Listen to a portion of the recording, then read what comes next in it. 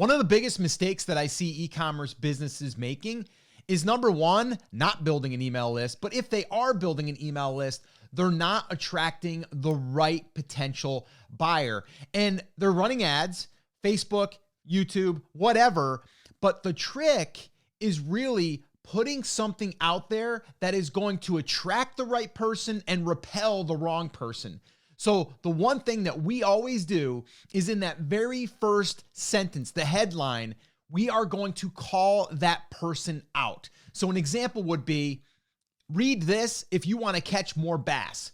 If we're in bass fishing, that is going to attract a person that is a bass fisherman. But if someone is scrolling and they're not, well, they're not going to want to read that, or they're not going to want to watch that. So try that whenever you're running ads, you're trying to build your email list, use that little tip. If you want more tips like this for building your email list, go ahead and grab a copy of our email list building playbook. You can do that by going to emaillistplaybook.com. Grab a copy. I think it'll help you.